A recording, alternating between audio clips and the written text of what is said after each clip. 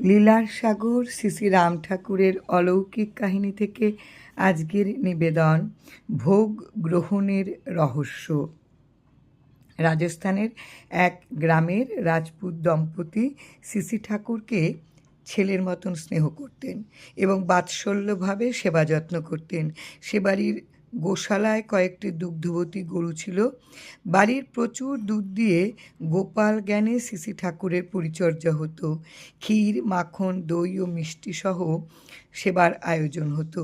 শ্রী ঠাকুর তাদের আবদার, অনুরোধ সযত্নে এড়িয়ে চলতেন, কিন্তু স্বামী স্ত্রীর খুব আকাঙ্ক্ষা তাদের সামনে এই নবীন সন্ন্যাসী এ সকল ভোগ গ্রহণ করেন। শ্রী ঠাকুর ভোগগুলি ঘরে নিয়েই দরজা বন্ধ করে দিতেন। ২০-২৫ মিনিট পর দরজা খুলে দেখা যেত খাদ্যগুলি সবই নিঃশেষ হয়ে গেছে। ছোট্ট একটা বাটিতে কিছু মিষ্টান্ন ভোগ স্বামী স্ত্রীর জন্য থাকতো। প্রায় ১ বছর এভাবেই কেটে গেল। রাজপুত দম্পতির বারবার মনে হতে লাগলো, এ সন্ন্যাসী নিজেই এ সকল দ্রব্য খেয়ে ফেলেন, না অন্য কোনো রহস্য আছে।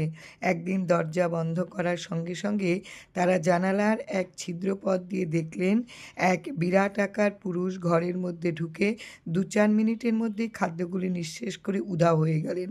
স্বামী স্ত্রী অবাক হয়ে সেখান থেকে সরে গেলেন।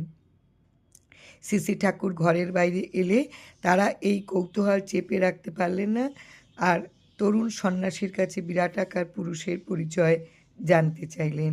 শ্রী ঠাকুর সঠিক কিছু বললেন না। সকলের অজান্তে সে রাত্রিতেই সেই বাড়ি থেকে অন্যত্র চলে গেলেন। জয় রাম, জয় রাম।